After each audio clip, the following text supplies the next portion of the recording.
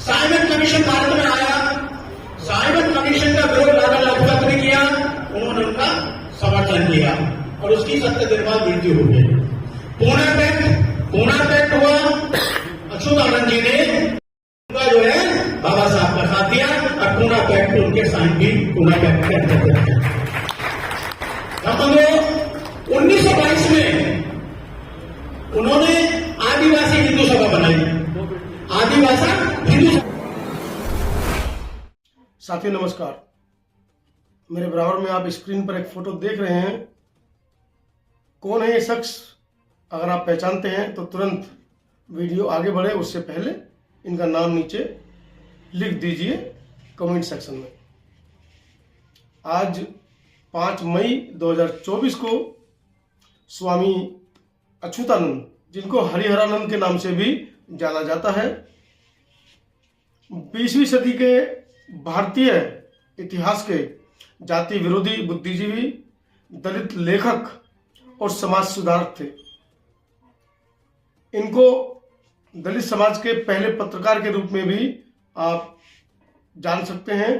जो सबसे पहला जो कैलेंडर था या सबसे पहला जो एक लेख था जो प्रिंट होकर स्वामी अच्युतानंद जी ने पूरे देश में बटवाया, कम से कम बात को बताएंगे और बुद्ध जयंती पर शुरुआत लेकर पहुंचेंगे।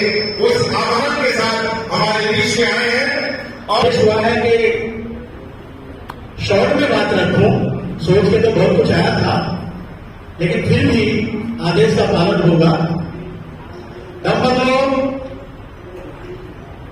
स्वामी जी का पूरा नाम जैसे आपने सुना हीरालाल था।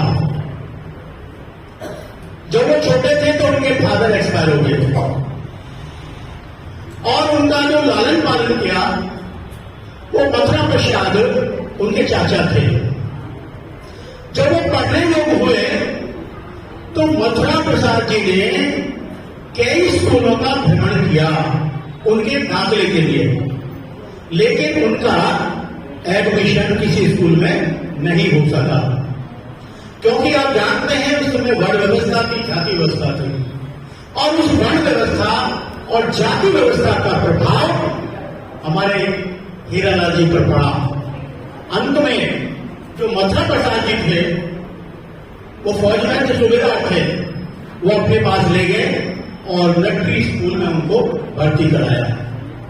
वहां पर उनकी 8वीं तक शिक्षा हुई। कुछ पॉइंट ऐसे हैं जैसे मनुस्मृति है, मनुस्मृति को बाबा साहब ने जलाया, लेकिन मनुस्मृति पे क्या है, क्या वो हमारे लिए है, सन 1925 में उन्होंने पढ़ा और उसके बारे में अपनी कविता भी लिखी कि वो हमको पीछे धकेल रही है, दूसरों को उठा रही है, क्षत्रिय और ब्राह्मण का अवसर दिलाती है, उनको जो है इसको तरक अवसर बनाती है और उनको पीछे बिठाती है। ये उनका सार उन्होंने दिया। एक बार संत आ रहे थे और वो स्वामी जी बिना कुछ किए हीरालाल जी उन संतों के साथ चलती है। कई साल रहे, अंत में फिर वापस आए और आने के बाद 1905 में स्वामी जी आर्य समाज में भर्ती हो गए, उसकी सदस्यता उन्होंने प्राप्त कर दी और कम से कम 12 वर्ष तक रहे और वो उसके प्रचारक भी बने। खूब जीतो मेहनत की, प्रचार किया, सब कुछ किया, लेकिन जो उस समय जाति व्यवस्था थी, वर्ण व्यवस्था थी, उसने उनका पीछा नहीं छोड़ा। आर्यों ने कई विद्यालय खोले। एक विद्यालय में उनको कहा, जो अभी हमारे भक्त बता रहे थे, कि एक विद्यालय में उद्घाटन हुआ, स्वामी जी को बुलाया गया तो वहां सारा समाज 2 भागों में बटा हुआ था। वही वर्ण व्यवस्था, जाति व्यवस्था। एक तरफ तो स्वर्ण जाति के लोग बैठे थे, बच्चे बैठे थे और वो बैठे थे टाट पट्टी पर, फर्श पर, और एक तरफ शूद्र थे, दलित शोषित जिसे कहते हैं, वो नीचे बैठे हुए थे। तो उसका प्रभाव स्वामी जी पर पड़ा और उन्होंने सोचा कि मैं अपना कीमती वक्त इस आर्य समाज के उन्नति के लिए लगा रहा हूं, तो फिर भी इसके बावजूद भी हमारे समाज का यह हाल है इनके दिमाग में कि वो नीचे बैठा रखे, तो बड़ा प्रभाव पड़ा और उसी दिन से उन्होंने आर्य समाज को छोड़ दिया। साइमन कमीशन भारत में आया, साइमन कमीशन का विरोध लाला लाजपत ने किया, उन्होंने उनका समर्थन किया और उसकी 70 दिन बाद मृत्यु हो गई। पूना पैक्ट हुआ, अच्युतानंद जी ने उनका जो है बाबा साहब का साथ दिया और पूना पैक्ट उनके साइन भी पूना पैक्ट के अंतर्गत। 1922 में उन्होंने आदिवासी हिंदू सभा बनाई, आदिवासी हिंदू सभा बनाई और फिर उन्होंने प्रचार किया। 1928 में 1922 में वो आने वाले थे, वेस्ट में आने वाले थे भारत में अंग्रेज वाले, तो उन्होंने 1922 में सभा की। उन्होंने कहा फ्रेंच ऑफ वेद आने वाले थे, तो उन्होंने कहा कि ज्ञापन देंगे और इस मीटिंग के बाद उन्होंने उनको 17 फार्मूले दिए, 17 फार्मूलों की लिस्ट दी और उसमें ये कहा, सारी मांगे थी कि हमारे बच्चों के साथ ऐसा होता है, हमको पढ़ाई का अधिकार दिया जाए, परिषद में हमको दिया जाए, हमारे शिक्षा में बच्चों में ध्यान दिया जाए, नौकरियों में ध्यान दिया, 17 पॉइंट थे। तो ये सारे उन्होंने दिए। टाइम नहीं है, अगर खुल के टेक्निक बताता तो मैं खुल के टेक्निक बता देता, लेकिन टाइम नहीं है इतना। 1928 में बम्बई में सभा हुई और उस सभा में बाबा साहब डॉक्टर B.R. अम्बेडकर जी से उनकी मुलाकात हुई। अंत में बहुत सारा विषय है, बहुत लंबा विषय है, बहुत पॉइंट है, लेकिन बस मैं अंत में यही बात कहूंगा कि जितने भी हमारे संत हुए हैं, सभी संतों ने समाज को सुधारने की बात कही है, लेकिन बाबा साहब से वो प्रभावित थे, बाबा साहब उनसे प्रभावित थे।